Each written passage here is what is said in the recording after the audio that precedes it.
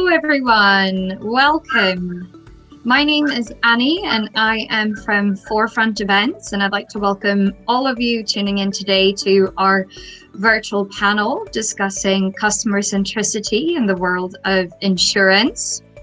We've received a wonderful response to this panel discussion today with a lot of professionals from different parts of the insurance industry, such as customer experience, underwriting, and claims.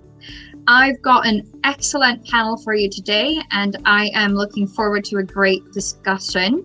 But just before I hand you over to our moderator, I'd like to go through some housekeeping things for today, just quickly.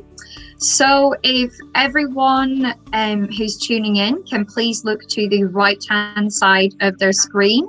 There is two tabs that I'd like you to keep an eye on. There's the question tab, where we would like you to become as interactive as possible. You can ask questions directly to a specific panelist or just to the panel as a whole. And then we also have our polls tab.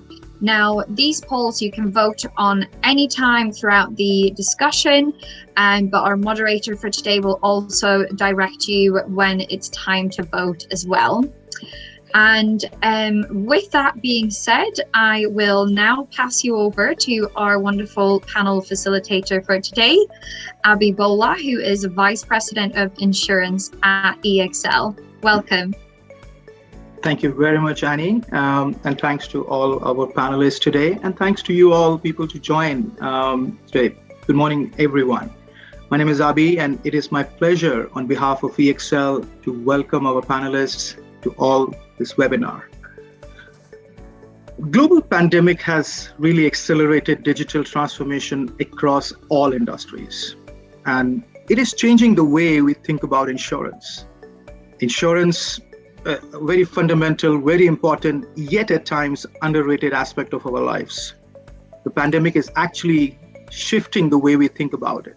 What is the coverage I need? Do I have enough coverage? Do I have low coverage? Is the kind of products I would want? What is the value I'm driving out of my insurance? The changing customer expectations and behavior represent a huge area as insurers look to drive growth through transformation. At EXL, where we partner with insurers to drive the transformation journey, we believe it's not just about the technology part, the technology initiatives, but a little bit more than that. It is about how we integrate data, the right data. It is also about how we orchestrate the human expertise with artificial intelligence together to re-engineer processes, maybe giving way to newer, simpler operating models which enhance the experience not just for the customers, but for employees, for advisors, for brokers, for the ecosystem. While we look at the transformation, at the same time, there are some things to be conscious about. We are living in, or we are operating in, a much stricter regulatory and compliance landscape that the industry sees itself in. There is a need to drive and to succeed with a different human and digital capital. And while we all agree that there is an increased appetite and a greater visibility of digital investments, we need to ensure that the operating costs are kept in check. So lots to be excited about and lots to look forward to. And we're going to discuss that and a lot more. On that note, I want to introduce our esteemed panel for today. We have Tracy Green, Group Executive Insurance RACQ and a Board Director with Insurance Council of Australia. We have Chris Kirby, Head of Customer Advocacy at TAB. And we have Gaeil Jones, Head of Underwriting Technical Services, MLC. Thanks to everyone for sharing their time with us today. Now, I will briefly request everyone to just give a flavor of their roles, responsibilities, and focus areas. Tracy, if I may start with you. Sure. Tracy, go. Tracy. Oh, sorry. It's a well-oiled machine. So hello everyone, I'm Tracy Green. So as Abhi said, Group Executive for Insurance at RACQ, and RACQ is a mutual insurer in Queensland. I've had quite a long career around insurance in Australia, so probably up to 30 years now. and have over many years developed a really deep passion for sustainable communities and connecting customer to underwriting. So how in that sort of traditional underwriting approach around risk management do you maintain risk management but be customer-led and customer-embedded? So my role within RACQ is obviously running the insurance business, so the end-to-end insurance value chain, as part of a much broader group which is there to serve members across assistance, insurance, banking and advocacy as we promote bringing better conditions and better well-being to our members who are in communities across Queensland. Thanks, Tracy. Chris? Yeah, hi there. My name is Chris Kirby. I'm Head of Customer Advocacy at TAL. For those of you who don't know, TAL is Australia's largest life insurer. We provide life insurance either direct to customers through some of our alliance partnerships with brands such as Suncorp, Insurance Line, APIA, etc. Also through the retail channel, which is a key channel, but also through superannuation funds, which is probably our biggest partnership. So many of you may hold Australian Super as your superannuation, of which the insurance in that would be TAL. So it's a kind of an issue that we continue to work on and focus on, but amongst consumers, probably Australia's largest life insurer that not many people have actually heard of. So is one of the focus areas in my team is about building the brand.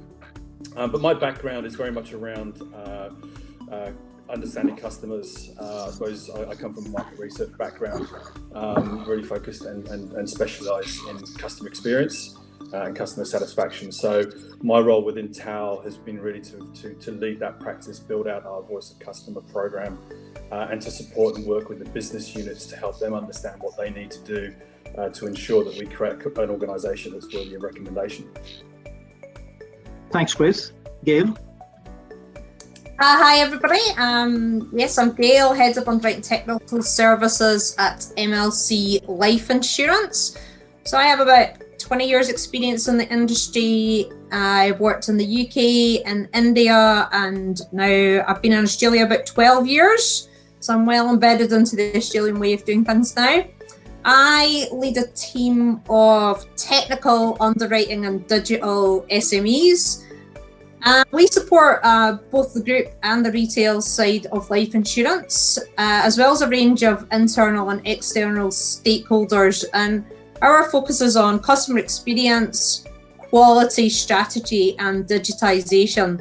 So it's making sure that what gets presented outside as well as inside is the best it possibly can be.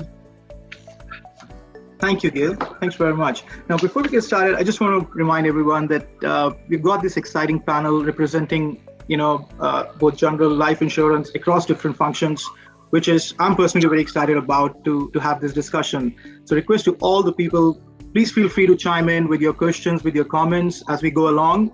There are some poll questions as well that we'll get to, but feel free to keep adding questions and we'll get to them. Now, to help set the scene, it would be great to hear from our speakers as to what are they seeing as some of the business drivers for this change, for this accelerated change, for the accelerated digital transformation agenda, especially in this post-pandemic timeframe that we are looking at. Tracy, if I can again start with you, share your thoughts on that. Yeah, thanks for that. Look, I think when we look externally, and anyone working within the industry or more broadly will talk to, the mega trends, if you like, around changing consumer expectations and technology advances that are happening. So I think we're all well versed into that. When I think about this, you're no longer compared in category. And I think when you think about insurance within Australia, my view, insurance sort of lags into the space in terms of transformation that's been driven through. We can't remain blinkered in terms of, well, we're okay because when we compare to our insurance competitors, we're not doing too badly, because the world actually compares if you like, to the experience of everyday living, and categories no longer exist. So I think there's an enormous opportunity and real demand from our customers in terms of what they want and what they expect from us. And then, to your point, overlay the pandemic, which has just essentially created this massive training ground for everybody to become much more digitally enabled. And if you think about how online shopping has just gone through the roof, hasn't it? As people are wanting to live in a little bit of a different way, and sort of health and security and safety, that experience is growing out. And now we have a much more highly trained global planet in terms of where their expectations are, and so the speed has to increase to meet that demand. Absolutely, you're right about the experience part. Chris, from your perspective? I first want to be on mute whilst trying to talk. I suppose just to build on Tracy's comments there around customer expectations, I think just to call on a couple of other key areas and other stakeholders that are helping, I suppose, driving this change. One is regulators and the expectations from regulators, and therefore the need for digital transformation to, I suppose, be more transparent, be more accurate in terms of reporting to regulators, but also ultimately delivering the services that the customers expect. So, besides the usual kind of life insurance regulatory policies, privacy, etc., we have LICOP, Life Insurance Code of Practice, which sets out guidelines on how quickly we should be responding, and so on. So we need to meet those, if not exceed those expectations from customers and also regulators. The other area, as I mentioned before, we're very kind of heavily intermediated in terms of our channels, so our partner expectations are critical. And our partners are obviously confronted by the same issues that Tracy's described as well. So the expectation from our partners in being able to not only meet their customers' needs, but also obviously reflect the experience and the service that our partners want to deliver. So those are two other, I suppose, areas where we're seeing, I suppose, a real convergence between regulators, our partners, and customer expectations. But one of the things that we always have in the back of our mind around digital transformation, which is, I suppose, an important part of our story on this, is ensuring that we still maintain strong human connections, particularly in the life insurance space, particularly at claim time. It's a highly emotional experience. So really, our digital transformation needs to help our frontline staff deliver a strong human experiences too. It's not about necessarily making sure our customers are 100% DIY. That's not how customers want to interact with us, but it's about making sure that we're able to provide that more human experience and make things, I suppose, more efficient and so on for ourselves and for our customers.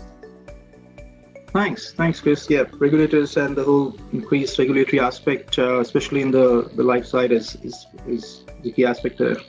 Gaeil, from your perspective, what are you seeing as some of the business drivers there? So from an underwriting perspective or a life insurance purchase perspective, I think that simplicity, ease of access and choice. 100% agree with what Tracy and Chris have been saying, that we're not competing in a customer experience fashion with TAL. We're competing with Netflix and Boohoo and online retailers who make it very simple. One-click buying, click and collect, everything's seamless. So, and customers don't often interact with insurance companies. It tends to be a one-off thing. So we really only have one opportunity to show what we can do. And if we're failing in comparison, even the banks, that's a day-to-day interaction, then we're failed. And I think that speed is good. But we also have to be aware that it can't be to the detriment of the experience. So you've got the old classic good, fast, cheap that everybody who's ever worked on a project picked to. And what has happened in underwriting is, for a long time, there's been a push to go faster. We've digitalized to go faster, but we've never looked at simplicity. And it needs to be something can be well designed and feel fast because the cognitive strain is low, And sometimes it can be very short and very complicated, and at the end of it, you feel utterly frazzled. So it's that balance between keeping it simple and having it fast. And we've been doing a lot of work with behavioural economics and customer experience testing to understand that balance between speed and simplicity. And it's also going to nicely to what's coming next year with the new duty of disclosure and the new regulations allowing plain language and simplifications. Regulation is forcing us in simplicity, but we should embrace that. We should be always looking to be as simple as possible. And the other thing is that we service a wide range of customers. So we have the people who actually buy the insurance, and then we have financial advisors, and then we have fund members and trustees, and they all have a different need, and we can't satisfy one to the detriment of the other. So again, it's trying to get that balance, understanding what each stakeholder really wants in the process, and then trying to make sure we satisfy all of them, which is sometimes very challenging. Thanks. That's totally right. And I think getting that balance is tricky, isn't it? I think interesting point. I just noted what Chris mentioned, and Tracy alluded to in terms of the experience, right? We are looking at an experience which is not the experience from insurance, right? It is the experience I'm looking outside the industry. And I just want to merge that with the balance point, and maybe Chris, question to you. When you look at the customer expectations, I want more from my insurance as a customer, but how much is that more? Like, I want the value, I want that experience, but do I want it to be kind of constantly engaging like a bank? I'm not going to do that. So what is that balance that Gaeil alluded to? What is that balance from your perspective of what you are seeing from the customers or hearing from them? So I suppose trying to break it down into different touch points. If we think about the actual tangible experience that customers will have with an organisation, it doesn't matter whether it's a life insurer or not. So for life insurance, it's through the new business, through underwriting, application. Then you've got this whole kind of period where nothing kind of happens until potentially claim time.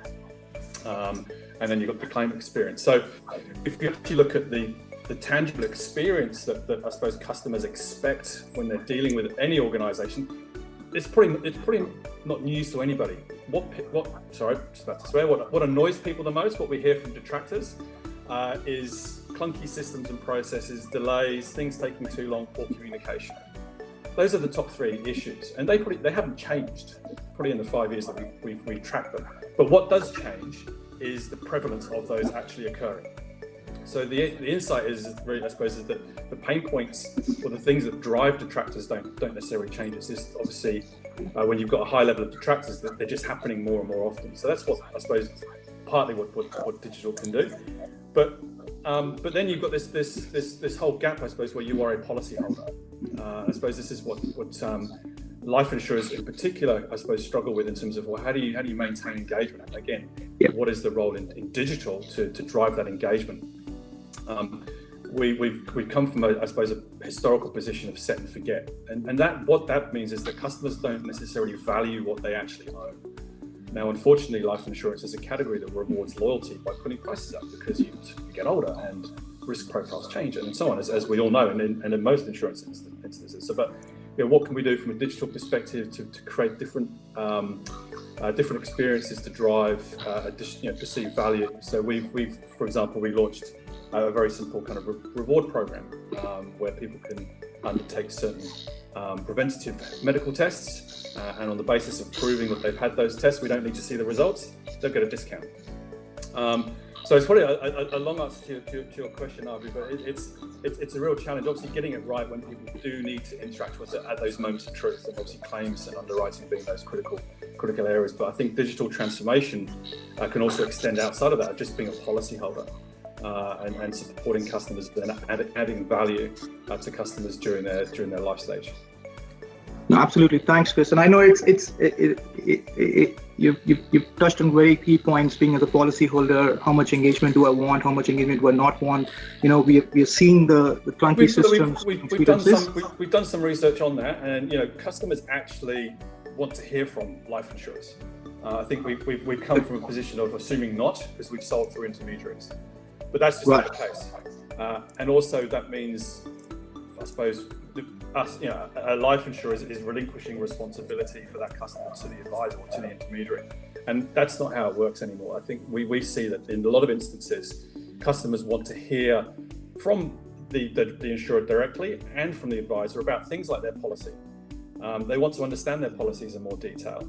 They want to hear more about what the organisations are doing, and also supporting customers potentially in their aspects of health, whether it's physical, mental, financial health, and providing, I suppose, added value support services to those to tackle those issues. Absolutely.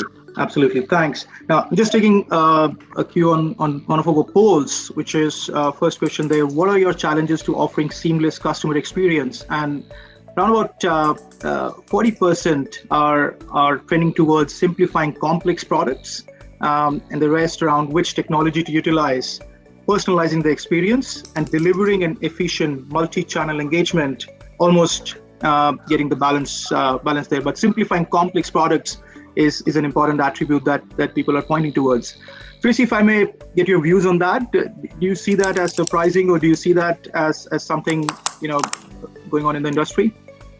Oh, look, I don't see it surprising at all. I think when you think about the simplification piece, for what is covering sort of standardised assets, if you think motor and home within that context, insurers in the industry over many, many years have developed iterations in terms of how things might play out for what we would consider to be relatively standard cover, and that might be tweaking benefits or changing how a wording is designed so it's slightly different in market, and it starts to create a broader level complexity through. So it is actually one of the ICA's the work that they're doing around standardised cover, how you might improve comparability between products. But that whole simplification doesn't, only help with financial literacy, really, and that's what Chris is talking about. People actually do want to understand what they're buying and don't want to be surprised when they come to use something which in good faith that they've bought is not actually responding in the way that it is. And there is a whole heap of opportunity to move towards that.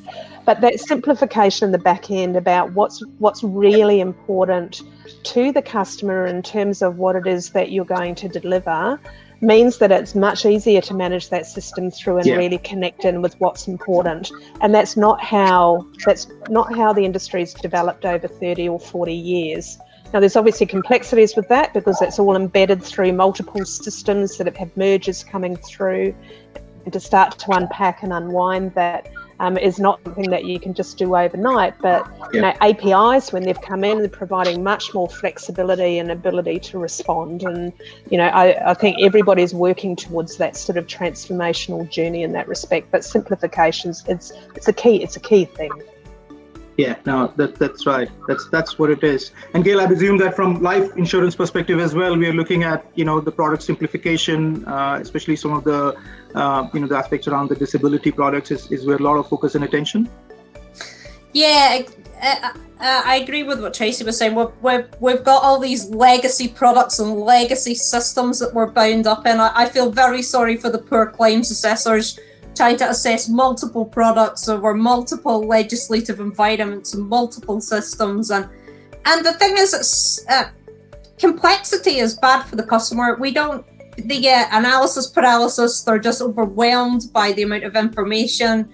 Your average insurance PDS is like a telephone directory, that they're obliged to do that. I don't think they do because it's just so overwhelming. Yeah. And internally, it becomes more and more difficult for us to manage, to keep the quality up, to keep the right things going, because there's so many different nuances and aspects and things. And I would love to see us going back, taking a step back to a simpler world, which is easier for the customers to understand, easier for us to manage and deliver a really good service on. I think we've tangled ourselves in knots a little bit and somewhat playing a little bit of one-upmanship, where somebody adds something and and we're constantly, mutually assured destruction, I think it's probably called. So I think it's very, very difficult to unwind from that, though. Yeah. This is part of the problem. But I think that, as you say, the IDII is the disability changes is maybe the first step in that. And Yeah. we'd like to see us continue to think about the end user and think about simplicity rather than bombarding them with complexity the whole time. Yeah, absolutely. I think simplification is a key theme that we all are driving towards. Okay, let's switch gears towards talking specifics around some of the enablers, and we're getting some questions from there as well. There have been increased investments in emerging technologies, but we also spoke about how data is one of the fundamental aspects and part of the transformation. And insurers, have always had loads and amounts of data, right? But what is it about data that makes it a success, leveraging insights to that? Just want to hear that now, as we see an increased recognition of leveraging data to help understand our customers better, to help make the processes simpler. What is it that our panel is looking at? How do you see data as a foundational capability to drive the next set of thinking patterns? Just need to hear the views from that aspect. Again, Tracy, if I may start with you on that. Yes, I think in terms of one of those phrases, data as an asset, is kind of the one that everybody sort of rolls out, because absolutely it is. And I think that ability to sort of bring your data in, that you can actually start to make sense of it, and the analytics capability that sits behind it is critical. I think that there's, then cyber then starts to become an issue. So how do you then protect it? And I think there's that kind of protection piece, and you can see the level of investment going across companies in terms of, cyber protection. And of course, we all hear those sort of high risk ones where the protection systems haven't quite stood up to what is a continually developing environment. When I think about the practicalities of data, look, I'm pretty simple at the end of these things. To me, the way that you win in this is your actually ability to use it to do something with it, and how quickly you do it. And so you can spend a lot of time basically building out these data assets, but if you've got so much that you can't extract the insight and do something with it, it's kind of meaningless at the end of the day. And actually, that's where I think the development is still to come, is that sort of quick insight to action as it drives on through. The other one that I'd just sort of add in there is more that cultural approach, if you like. So I call it the could we, should we, because we can do a lot of stuff, but we really have to have that moral sort of conversation around what data are we going to use. So what's the provenance of the data, how, regardless of whether people have sort of put data out there and haven't protected it, then how, are we happy to just go and use it then, or do we relay some other sort of questions around the provenance of where the data's coming from, and then how are we going to use it? And I think this, customers are generally pretty happy for you to use their data for good, not evil. And at the end of the day, when you think about that, and I translate that into insurance, if you put my price down, that's okay, but if you're going to put my price up, then it's not. That's so right. It's an interesting question. So do you start to use credit checks in terms of the way that you might want to price, and what's your customer expectations associated with that data? Do you go and scrape the internet and social media for stuff that's happened over years to build profiles from people? The should we, could be, because we can, but the how is, to me, is the more fascinating area, that each company really does need to sit down, have quite clear and concise conversations around what's within their appetite. Absolutely. It's about the ability to leverage insights and to make meaningful change out of it. Thanks, Tracy. Chris, from your perspective, good to hear, especially when you hear voice of the customer, when you're hearing from the customers, do they understand? Is there enough trust to say that, okay, my insurers are using the data. What are your thoughts on that aspect, and how can insurers use it to drive action?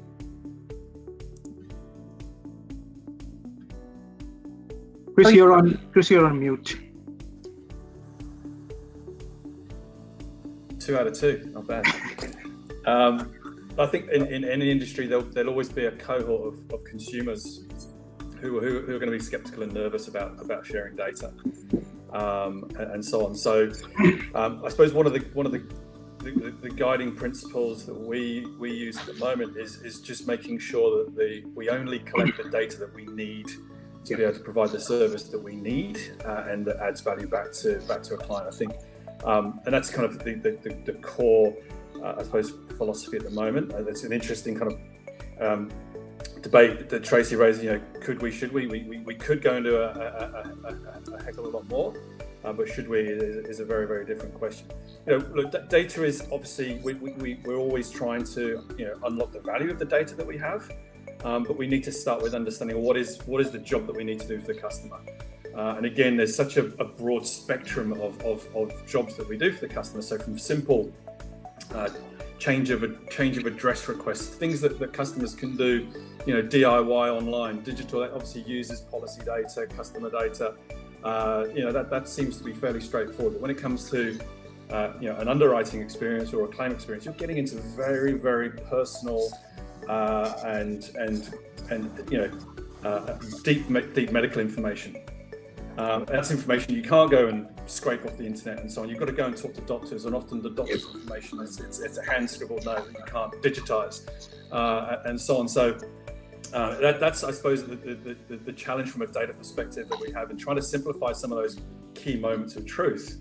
But that's why I suppose what we're also trying to work on is using the data and digital experiences to make sure that it remains a strong human experience for customers at the end of the day.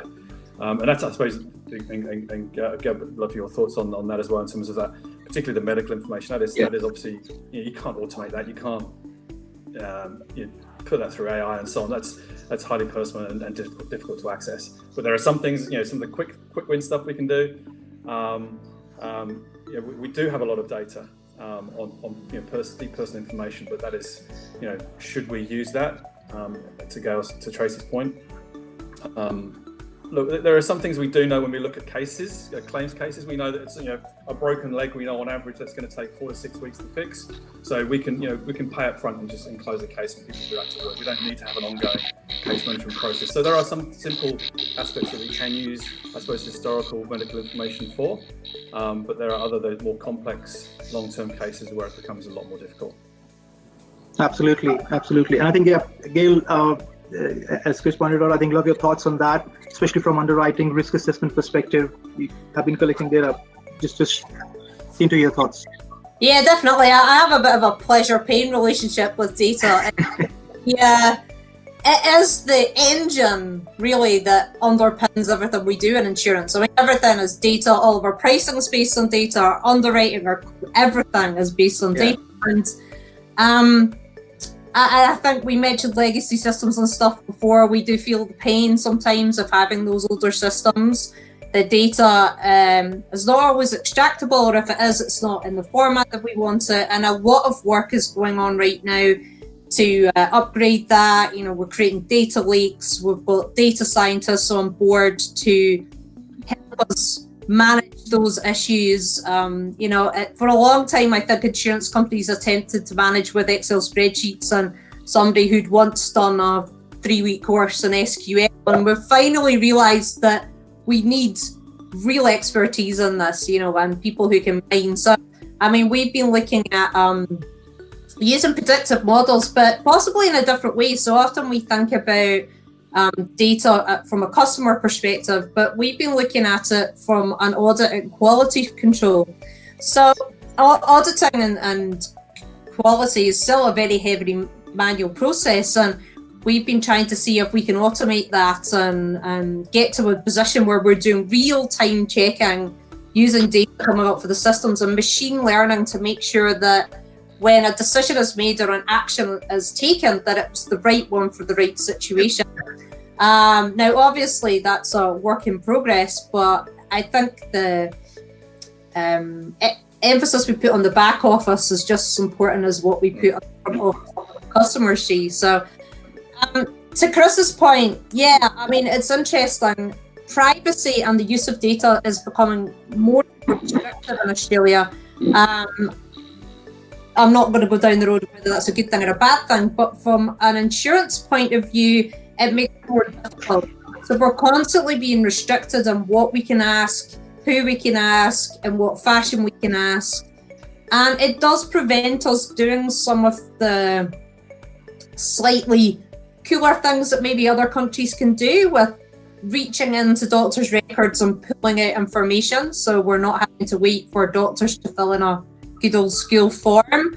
I think that there's, but that's how it is. So we have to learn to work with that. It's not going to change. It's not going to suddenly get much easier.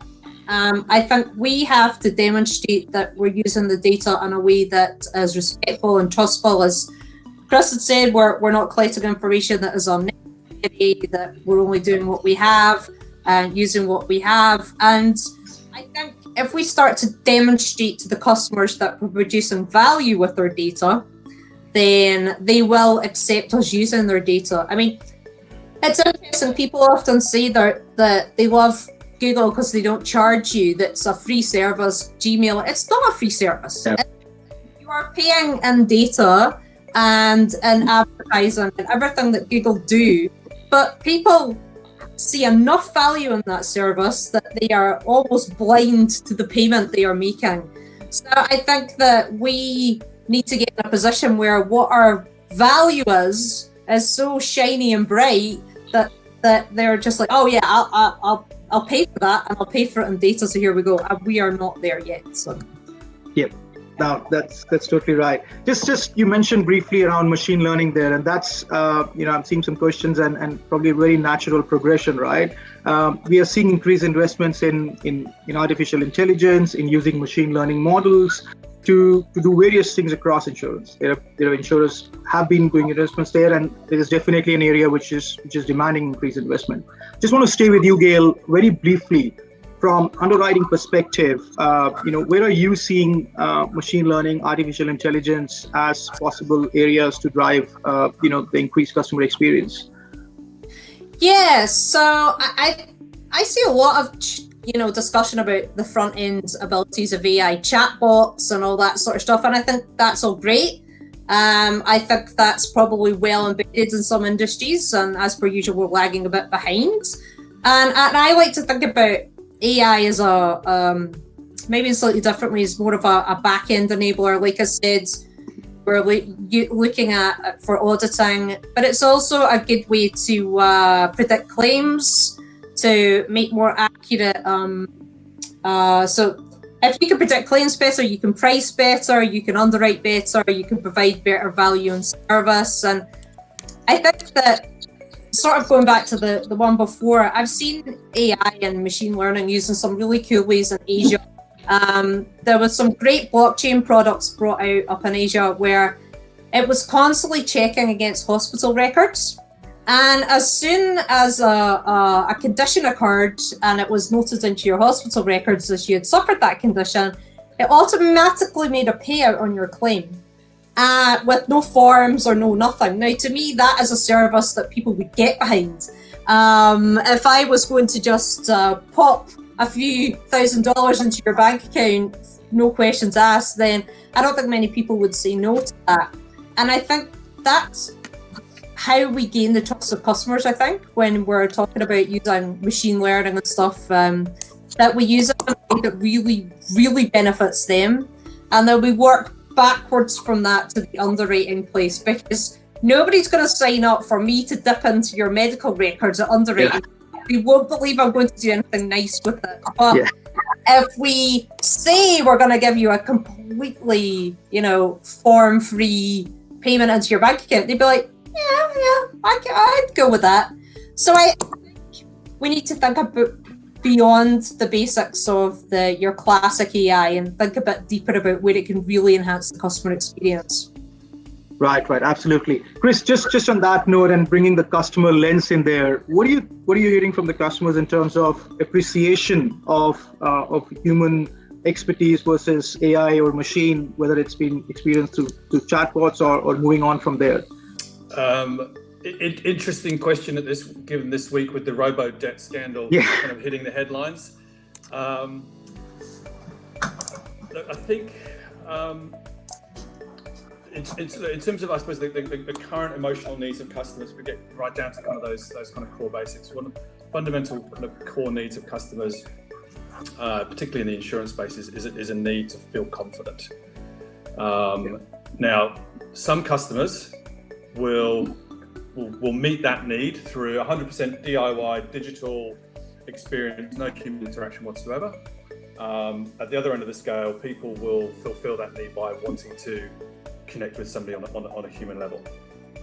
Now, when you look at, I suppose, those different needs in the life insurance and probably just the general insurance space anyway, there is an absolute skew to that more human touch type experience to help people feel confident.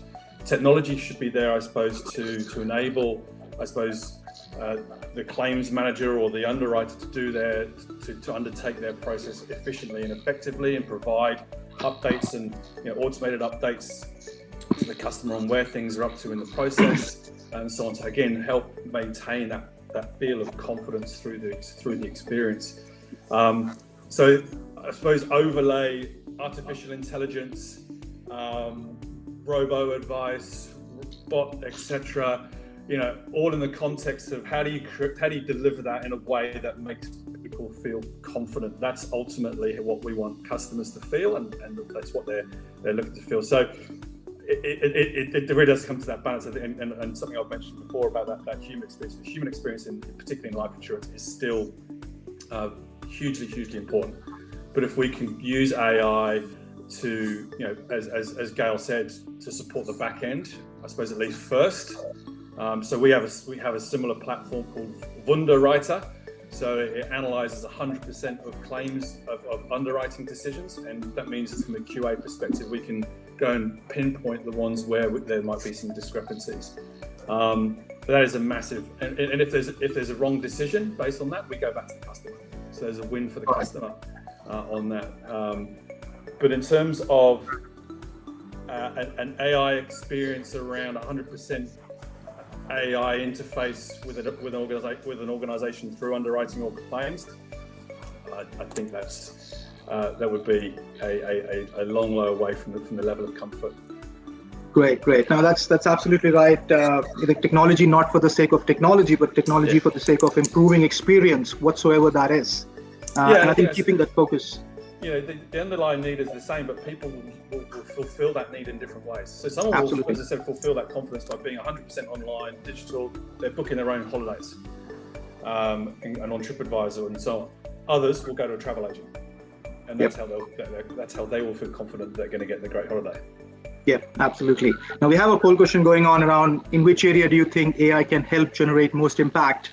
And we had options around claims handling, customer service and engagement, underwriting, or fraud. And underwriting has the most votes in there, followed by claims and customer service. Tracy, quick thoughts from your side. Is that something which is in accordance with what you are seeing, and where do you see AI making most impact, or initiatives around AI? Yeah, I think it depends on the business that you're in, actually, in that respect. So to the point, I think AI has been used up front in terms of the sales process, and there's stuff that's happening there across the industry. I'm not sure that that's where the best value is. Certainly from our perspective, we've really been thinking about that actually across multi-facet channels, but into the claims area, and to the point, what sort of depth and confidence and how you align that behind what your customers are expecting from you at points in time. I think, we've certainly used AI to take a lot of the simple transactions out, if you like, which is where I think a lot of people have sort of started in that basis to free up the human, if you like, around the empathy and trust that people are wanting to connect. with. We talk quite a lot about assisted AI, so how AI can sort of form that part of speed and simplicity to let the person still engage where people are wanting that sort of multi-channel level of engagement. That being said, I think there's a long way further to go on this. How do you take out of the head of somebody who's got 20 or 30 years in managing liability claims and how they might think about managing through a claim to meet the requirements of, say, an injured person, manage costs on the way through, and that sort of experiential piece. What do you do with that, and how might you transform that? Absolutely, I think work and trialing in those types of areas. I don't know that we're there yet, and I think there's a risk appetite conversation around this as well. So I think, Chris, to your point, the risk appetite of the government around the robo-debt scandal might be a little bit different as to how they use AI in the past to how they might think about that into the future. So it's kind of where and how aligned with your risk appetite as this continues to grow. No, absolutely. I think we need to balance those things. So I think just to your point, finishing on the data and AI thread in there, the polls from data also suggest, I think, culture playing a very important role in how we are using data, how we are leveraging the insights out of it, and I think creating the experiences that we desire for our customers within that risk and compliance landscape.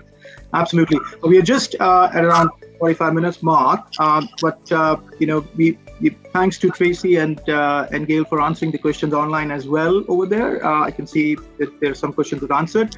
I would just like to probably just touch upon one key theme here. We've discussed the context of experience, the key enablers around data and AI and technologies.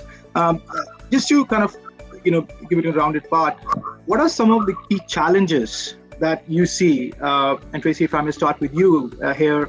When you look at these digital initiatives, you look at enhancing the experience, we understand what we want to do for the members. When you look at internally driving the next 12 to 18 months, what are some of the challenges that you see that can inhibit these initiatives? Yeah, I probably start to think about what some of the opportunities are, but I think the desire and the speed to move really quickly in terms of how much of an opportunity there is versus the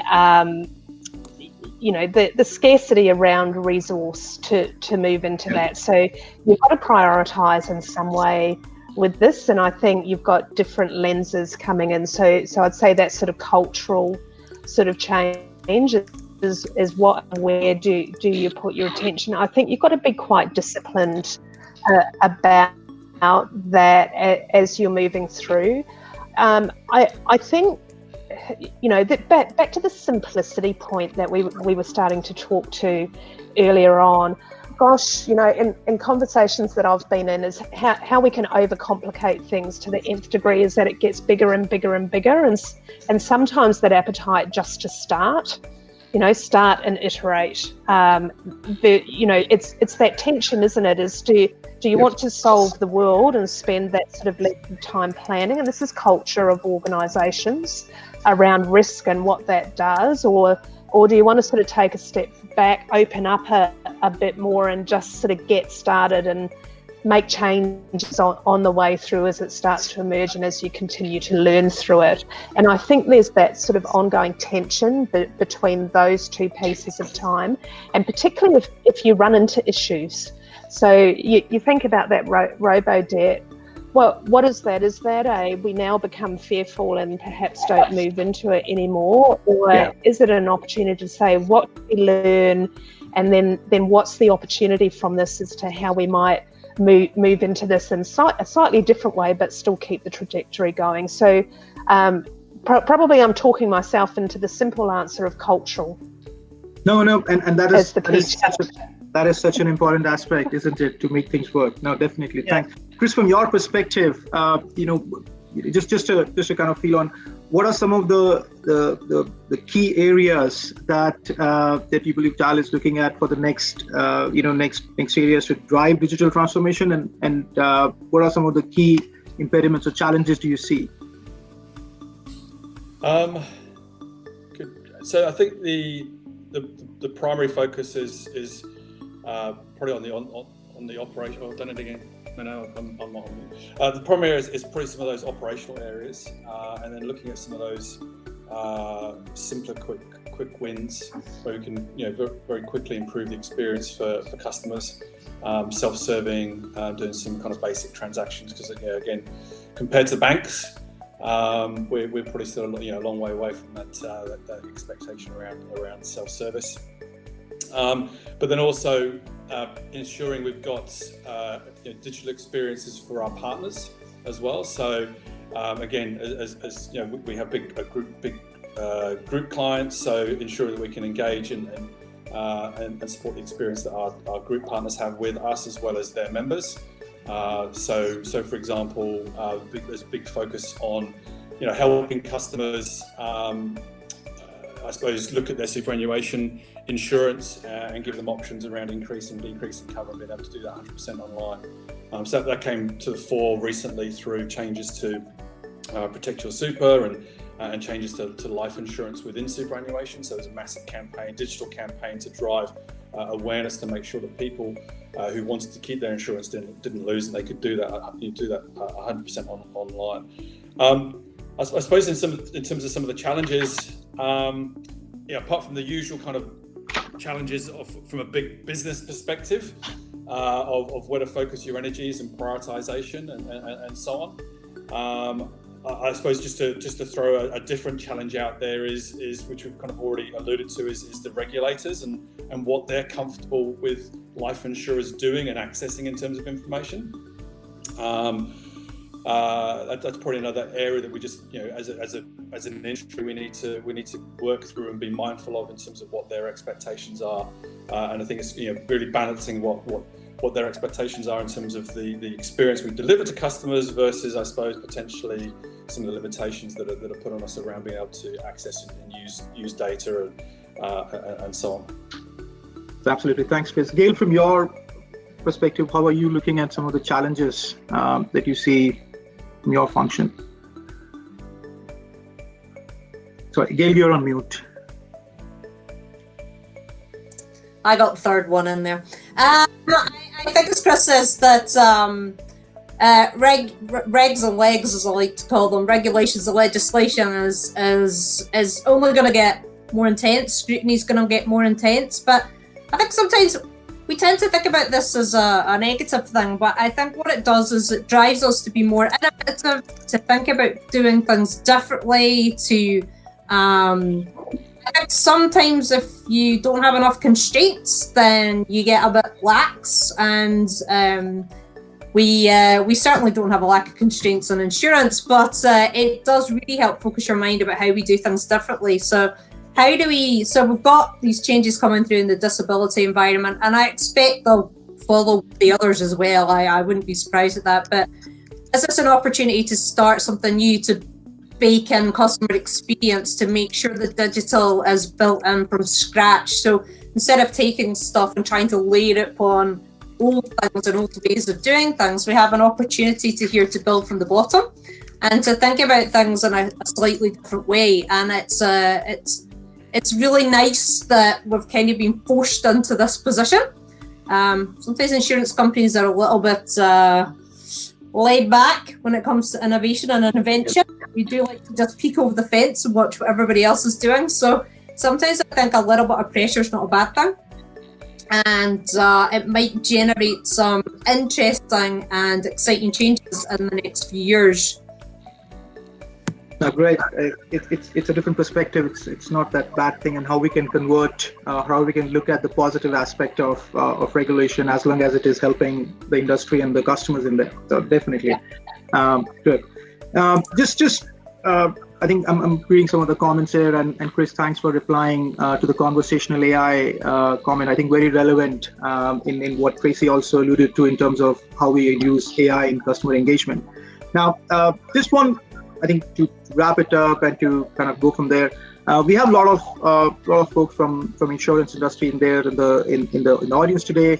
If I were to ask you, all of you, to give one thought to your fellow colleagues and peers out there, in the Australian insurance industry around accelerating change, accelerating transformation, and making it real to enhance experience, what would that be? Tracy, I'm going to start with you. Yes, one thing. That's always a challenge, isn't it? So I'd say don't overcomplicate it. That's a good one. Keep it simple, keep it real. Okay. Gaeil, from your perspective. I think we need to do a better job of asking what people want and then actually properly listening to their answers. So stop assuming we know the answers and listen to what our customers are telling us. Yep. Listen to customers. Chris. I suppose, similar to that, a couple of things. One, focus on the purpose and the customer outcome, not the technology. And secondly, don't collect data we don't need.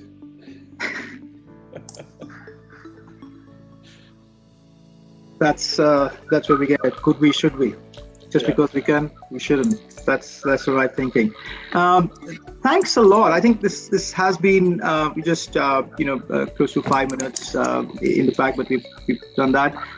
Thank you very much. I think just to kind of sum it up from my perspective, the way I've looked at, we are all seeing an increased need for a simpler experience from insurers. Simpler means simpler engagement, simpler products, but something which is honest and genuine. I think which is driven from the right desire to shape those experiences. The data and AI, although it's something which is important. It's something which we are looking at. But the way we need to drive that is getting in the right amount of data, something that customers are okay with, but slowly build that trust to make sure that they can see how that is actually helping them out. That's what is important here. I think the way I kind of understood that could we, should we is also about looking at dimensions on initiatives, not just data and data retention, but also initiatives, right? Just because there is a new AI tool or platform out there, we need to drive it. I think that's important as well. And again, I think the culture and self-discipline to keep it simple. I think that's a critical aspect. So I think I've thoroughly enjoyed this conversation. On this note, I really want to thank Tracy, Gaeil, Chris, all of you for taking this time out for sharing your thoughts and perspectives. Going by the questions and by the participation in polls, I can see that that people have really kind of like it as well, and can see that linkage out there. So thanks a lot again, and thanks everyone for joining it today. Keep the conversation going on LinkedIn or other forums. But thanks a lot, and have a lovely rest of the day, all of you. Thanks. Thank you. Thank you very much.